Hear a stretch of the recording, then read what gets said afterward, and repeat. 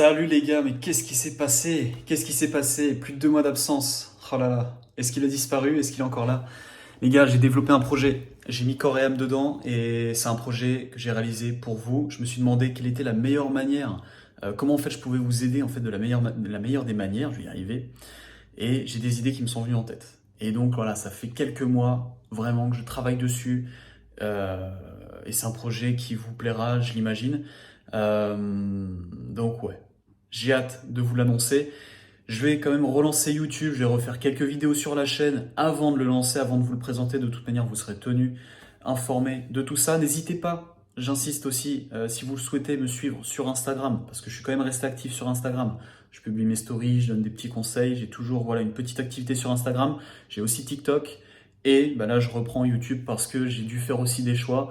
J'ai investi énormément de mon temps et de mon énergie dans ce projet, donc voilà, j'avais aussi mon temps consacré à côté. Je souhaite toujours faire des vidéos de qualité où, voilà, même s'il n'y a pas spécialement le meilleur téléphone, le meilleur son, la meilleure image et tout ce qui s'ensuit, voilà, c'est transparent, mais je souhaite quand même donner énormément de valeur à travers mes vidéos. C'est tout ce que je souhaite surtout, voilà, vous donner vraiment ce que j'ai appris avec toutes ces années d'expérience. Je vous emmène, si vous le souhaitez, dans ma séance traction. Aujourd'hui, je fais une séance pool sur les quais. Il fait froid, il fait très froid. Hier, il a neigé, donc on va s'équiper. Je vais vous partager un petit peu ce que je peux mettre en place pour limiter le risque de blessure tout en s'entraînant correctement avec ces conditions climatiques des plus rudes. On se retrouve de suite, je me change et on va aller sur les quais. Bon voilà les gars, là j'ai couru à peu près 1,5 km, c'est pas beaucoup, c'est juste histoire de retrouver le parc à Street qui est juste en face. Je vous invite, et quand voilà, il fait très froid comme ça, attendez pas, sortez directement si vous pouvez courir un petit peu. Ça met déjà le corps en température, ça évite que vous restez froid. Vous échauffez juste simplement dans le parc comme ça, à faire un peu de mobilité, et bref, c'est pas intéressant. Donc au niveau de la tenue déjà, ce que je vous recommande c'est d'avoir des matières en élastane qui collent à la peau. Là j'ai juste ça en dessous, ma veste, et ça suffit largement.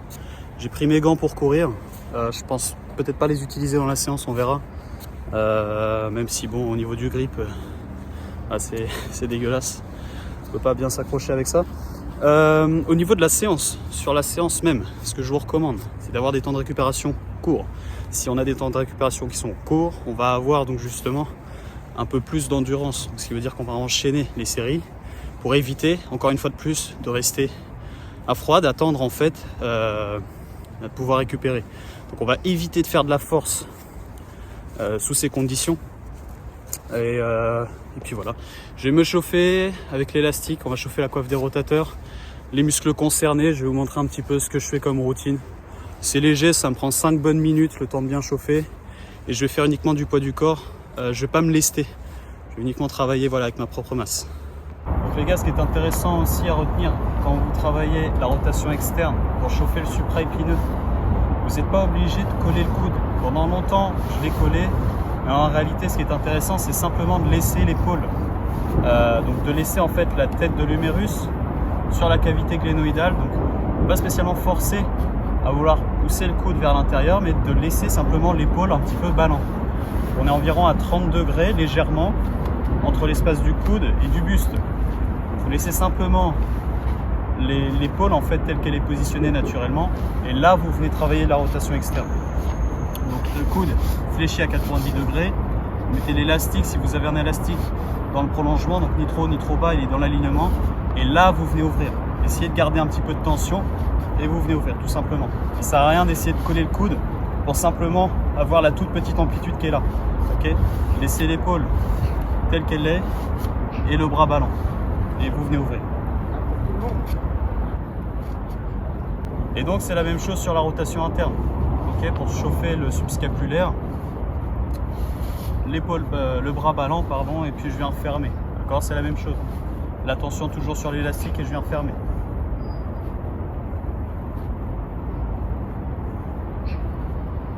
Et je finis toujours avec un petit mouvement d'amplitude. Je viens ouvrir et refermer. Je l'avais déjà présenté sur la chaîne. Voilà. Enfin les gars, pour finir ma phase d'échauffement, je fais toujours une petite activation, un petit travail de mobilité au niveau des scapulas, des omoplates. Je viens engager, désengager, engager, désengager. Ça vient travailler tout ce complexe les muscles autour de la ceinture scapulaire. Et après, je fais une petite série de tractions en pronation et en supination pour chauffer l'ensemble des muscles. Ça m'arrive de temps en temps de faire un petit peu de pompe, de temps en temps quand je fais autre chose dans la séance, mais là on va rester uniquement sur des tractions.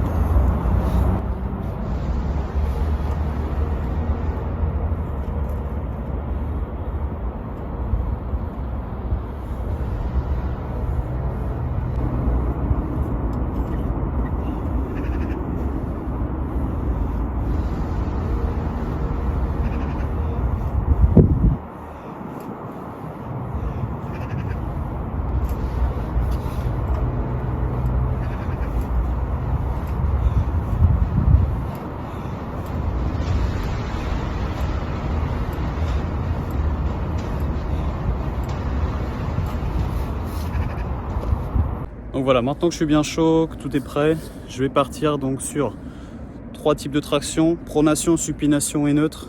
Donc là, je viens travailler les 3 prises. Je vais alterner et je vais faire des séries de 8 à 10 répétitions, des séries un petit peu plus courtes parce que j'ai pas la force nécessaire pour faire des séries de 15 répétitions et d'avoir des temps de récup beaucoup plus courts. Donc on va rester entre 8 et 10 répétitions sur la pronation, les supinations, les prises neutres. Par contre, je vais prendre des temps de récup beaucoup plus courts, allant de 1 minute à 1:30 et je vais alterner en fait. Voilà les 3 types de prises dans la séance. Il va y avoir des tractions australiennes, des shrugs pour finir la séance et de temps en temps je rajoute un exercice pour les biceps ou autre chose, j'ai de l'élastique. Voilà. Je vois aussi en fonction de la séance comment je me sens, mais je pars généralement sur cette structure là. Ça aussi c'est un petit conseil que je peux vous partager. On a toujours une séance qui est préétablie, on sait sur ce qu'on va faire en fait dans la séance.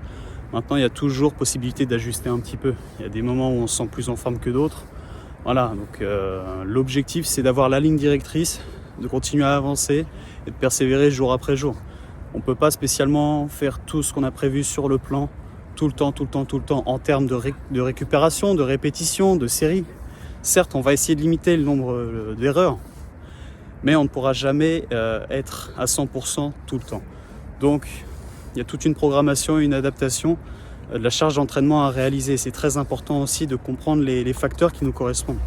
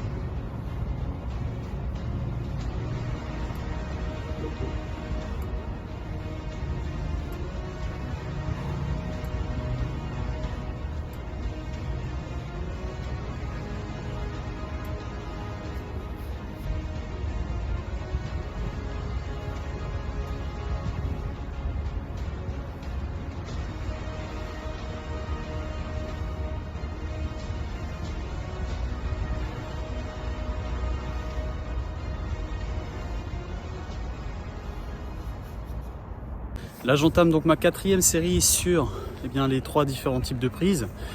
Pourquoi j'alterne à chaque fois pronation, prise neutre, supination, enfin pronation, supination, prise neutre, bref. On vient faire intervenir en fonction de la prise différents groupes musculaires. Alors bien évidemment sur le tirage on recrute essentiellement le grand dorsal, mais entre la pronation, la supination et la prise neutre, au niveau de l'avant-bras et sur le complexe du coude, on va recruter donc différents groupes musculaires. En pronation, on va mettre l'accent légèrement un peu plus sur le brachio-radial, donc qui est situé sur l'avant-bras. En supination, le biceps, et en prise neutre, le brachial antérieur qui est situé sous le biceps.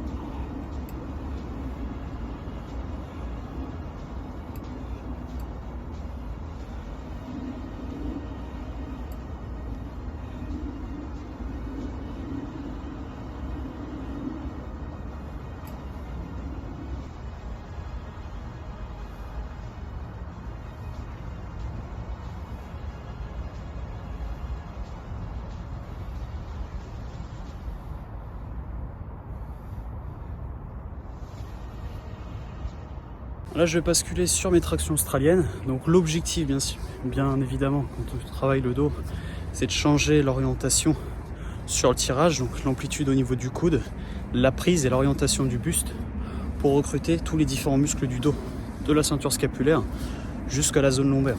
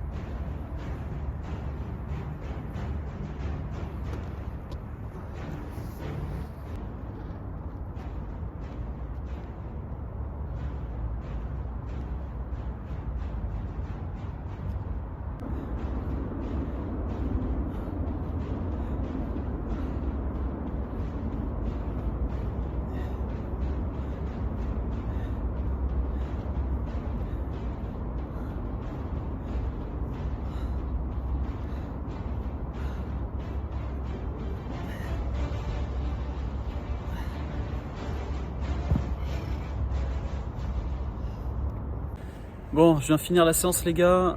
Les points importants à retenir sous ces conditions-là, il faut s'adapter. Premièrement, ça sert à rien de chercher à faire de la force sous le froid comme ça, c'est tout ce que je déconseille. Je vous recommande plutôt d'utiliser donc des temps de récupération plus courts, ce qui va faire rediriger sur de l'endurance musculaire. Je vous ai présenté à peu près ce que j'ai fait sur ma séance traction. Vous avez pu voir un petit peu comment j'ai procédé en favorisant et en optimisant un petit peu mes temps de récup, en changeant les différents types de prises. Bien évidemment, il y a plein de choses qu'on pourrait mettre en place, mais je vous ai partagé ce que j'ai fait aujourd'hui. On pourrait faire aussi du full body, c'est très intéressant. Ou alterner, push-pull, peu importe.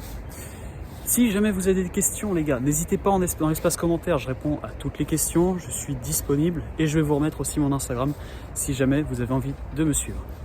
Prenez soin de vous les gars, je vous tiens au courant concernant le fameux projet et surtout, bon entraînement et à la prochaine.